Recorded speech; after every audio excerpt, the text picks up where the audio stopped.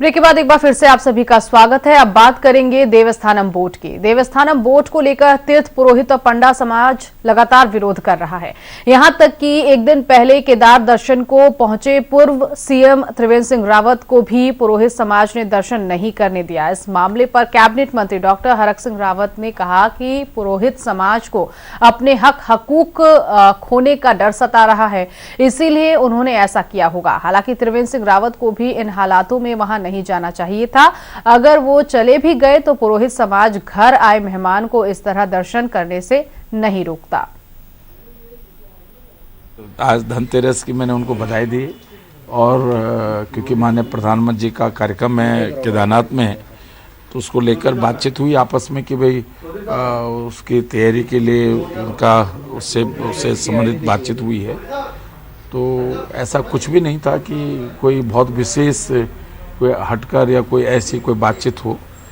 मनोकांत ध्यानी जी बद्रीनाथ के पंडित रहे हैं और सभी जो बद्रीनाथ और केदारनाथ के जो पुजारी हैं, पंडित हैं, उन सब से उनके संबंध रहे हैं। क्योंकि मैं खुद भी मैंने देखा है कि जब मनोकांत ध्यानी जी के साथ मेरा बहुत लंबा संबंध रहा है, तो मैंने देखा है कि वहाँ उनका पूरे वो लोग पूरे केदारनाथ में बिरादरी उनकी पूरी, क्योंकि रणाकोट जो ध्यानी जी का गांव है, वहाँ के सभी लोग केदारनाथ बद्रीनाथ में पंडिताई करते हैं। तो इसलिए उन्होंने जो भी मैं सोचता हूँ कि रिपोर्ट दी होगी, सबकी भावनाओं का सम्मान करके दी होगी।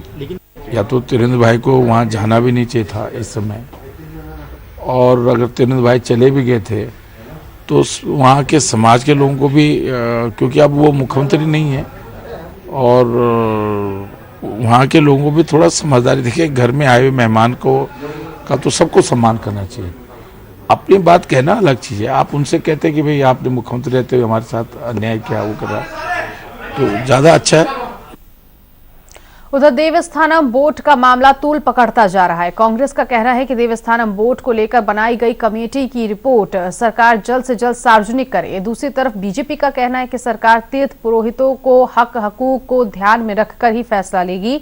इसके लिए तीर्थ पुरोहितों से लगातार बातचीत जारी है। सरकार और तीर्थ पुरोहित के बीच चल रहा गतिरोध जल्द ही खत्म होगा। मैंने वार्ता की वहीं पर, जो उनके पंडित थे, और उन सब ने अपनी बात बेबाक तरीके से रखी, और मैंने उनको आश्वस्त किया कि आप निश्चिंत रहिए, आपके हितों की रक्षा किसी भी रूप में हम लोग करेंगे। पूरी पार्टी आपके साथ खड़ी है, सरकार आपके साथ खड़ी है, इसलिए जल्दी इसका समाधान हमने निकालने को उनको कहा, निकालेंगे। कांग्रेस नेता प्रीतम सिंह ने देवस्थानम बोर्ड को लेकर सरकार पर हमला बोला है। मीडिया से बातचीत करते हुए नेता प्रतिपक्ष प्रीतम सिंह ने कहा है कि बीजेपी ने हक हकूकों पर डाका डालने के उद्देश्य से देवस्थानम बोर्ड का गठन किया, जिसका पंडा समाज ने विरोध किया। सरकार ने देवस्थानम बोर्ड के भविष्य पर फैसला लेने के लिए 30 अक्टूबर की डेडलाइन भी तय की थी। इसके लिए गठित टीम ने अपनी रिपोर्ट तक मुख्यमंत्री को सौंप दी, लेकिन सरकार ने बोर्ड को लेकर अपना स्टैंड क्लियर नहीं किया। सरकार को इस पर जल्द से जल्द फैसला लेना चाहिए।